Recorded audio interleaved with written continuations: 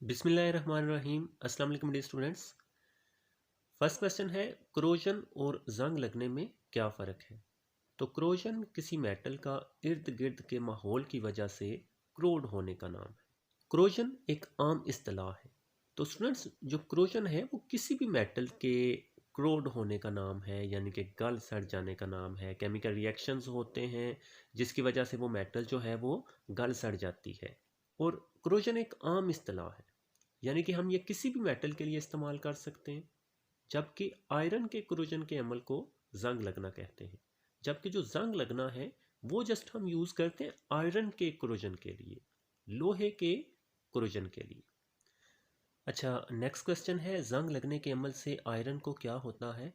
तो iron oxidise होकर जंग, तो ये स्टूडेंट्स जंग का फार्मूला है Fe2O3.NH2O में तब्दील हो जाता है। सो आयरन की ऑक्सीडेशन होती है, ठीक है, और वो जंग में तब्दील हो जाता है। इस जंग की तय बुरबरी होती है, यानी कि कोई कंपैक्ट नहीं होती, कोई सख्त तय नहीं होती, बल्कि मसामदार होती है, ठीक है, बुरबरी होती है और मज़ीद जंग लगने को नहीं रोक सकती। इस तरह जंग लगने का अमल जारी रहता है। आयरन पर या लोहे पर एक दफ़ा जहाँ पर जंग लग जाता है तो जंग चूँकि वो बुरबुरा होता है ना, उसकी जो तय है वो बुरबुरी होती है, मसामदार होती है, तो वो मज़ीद जंग लगने को रोक नहीं सकती। इस तरह जंग लगने का अमल जारी रहता है यहाँ तक कि आयरन का सारा टुकड़ा जंग आलूद होकर गल जाता है, कि सारे आयरन के टुकड़े को जंग लग जाता है और वो गल जाता है और आयरन ख़त्म हो जाता है। नेक्स्ट क्वेश्चन है, जंग लगने का अमल कितने रिडॉक्स रिएक्शंस में मुकम्मल होता है। तो जंग लगने का अमल 2 रिडॉक्स रिएक्शंस में मुकम्मल होता है। तो ये स्टूडेंट्स 2 रिडॉक्स रिएक्शंस हैं। यहाँ पर स्टूडेंट्स आप देख सकते हैं ये आयरन न्यूट्रल एटम था एंड यहाँ पर ये केटाइन बन गया। सो इसका मतलब है कि यहाँ पर आयरन की ऑक्सीडेशन हुई है, क्योंकि जो ऑक्सीडेशन नंबर है वो ज़्यादा हुआ है, तो उसको हम ऑक्सीडेशन ही बोलते हैं। इलेक्ट्रॉन्स को लूज़ किया गया है यहाँ पर। तो ये पहला रिडॉक्स रिएक्शन है जो कि आपको याद रखना है। अच्छा, ये उसके बाद ये जो केटाइन बना था आयरन का, ये ऑक्सीजन और वाटर मॉलिक्यूल के साथ रिएक्ट करेंगे और ये जंग स्टूडेंट्स यहाँ पर देख लें बन गया। ये सेम फार्मूला है ऊपर वाला, ठीक है। तो ये Fe2O3.NH2O ये जंग का फार्मूला होता है, तो ये जंग बन गया। अच्छा, नेक्स्ट क्वेश्चन है कि जंग आलूदगी के अमल में ऑक्सीजन का क्या किरदार है। तो जहाँ ऑक्सीजन की कंसनट्रेशन ज़्यादा होती है वो मकाम बतौर कैथोड काम करता है और आज़ाद इलेक्ट्रॉन्स H पॉजिटिव आयंस की मौजूदगी में ऑक्सीजन मालिक्यूल को रेड्यूस करते हैं। सो यू कैन सी कि ये H पॉजिटिव आयंस है और ये आज़ाद इलेक्ट्रॉन्स है, ठीक है। और ये ऑक्सीजन है, यहाँ पर ऑक्सीजन मस्ट है, ऑक्सीजन होनी चाहिए यहाँ पर, तो तभी रेड्यूस होगा H पॉजिटिव। तो ये H पॉजिटिव जो है ये इलेक्ट्रॉन्स को कबूल करेंगे और ऑक्सीजन भी मिलेगी, ये हाइड्रोजन बन जाएंगे और ये ऑक्सीजन, हाइड्रोजन और ऑक्सीजन मिलकर वाटर बना देगी। तो ये स्टूडेंट्स इक्वेशन याद कर लीजिएगा, तो ये क्वेश्चन इजीली आप याद कर लोगे। नेक्स्ट क्वेश्चन है, क्रोजन से बचाव का सबसे बेहतरीन तरीका कौन सा है। तो मेटल्स को क्रोजन से बचाने का सबसे बेहतरीन तरीका इन पर दूसरी मेटल्स की तय चढ़ाना है, जिसे मेटेलिक कोटिंग कहते हैं। तो स्टूडेंट्स, मेटेलिक कोटिंग में हम एक मेटल के ऊपर दूसरी मेटल की तय चढ़ा देते हैं, ठीक है।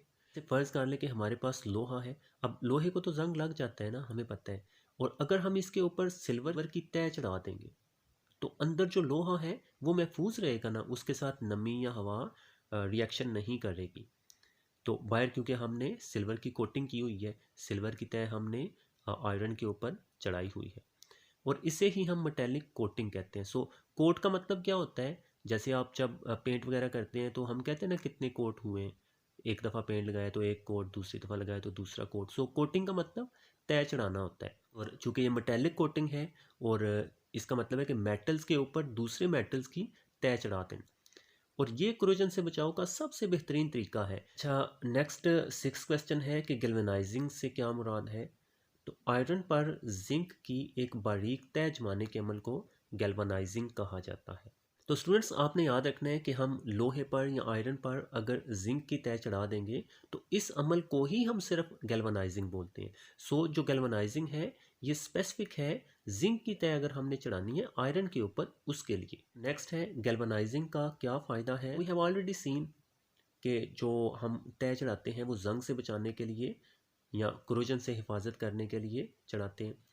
तो गैल्वेनाइजिंग का ये फ़ायदा है कि जिंक आयरन की कोरोजन से हिफाजत करता है, हत्ता कि कोटिंग की सतह टूटने के बावजूद भी जिंक की कोटिंग मौसर रहती है और आयरन को जंग नहीं लगता।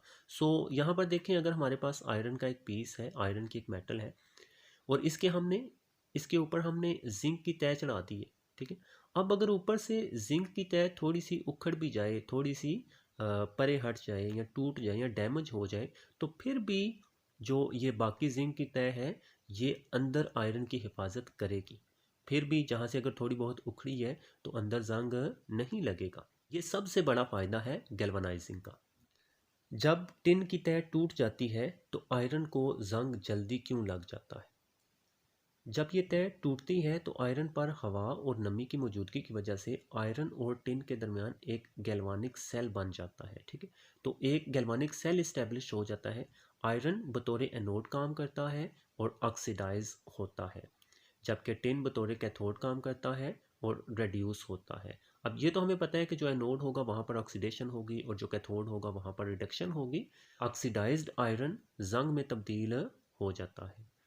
ये तो हमें पता है कि आयरन की ऑक्सीडेशन होगी तो जंग लगेगा, ठीक है।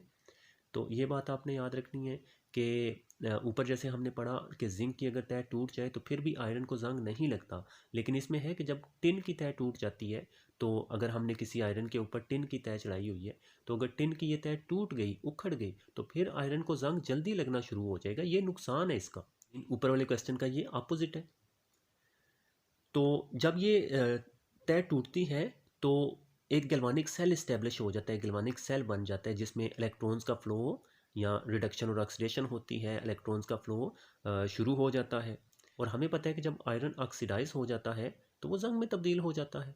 अच्छा, नेक्स्ट है जी, आयरन को गैल्वेनाइज करने के लिए कौन सी मेटल इस्तेमाल की जाती है? आयरन को गैल्वेनाइज करने के लिए हम जिंक मेटल इस्तेमाल करते हैं। तो वो तो हमने ऊपर ही पढ़ा कि गैल्वेनाइजिंग में हम जिंक की मेटल ही इस्तेमाल करते हैं।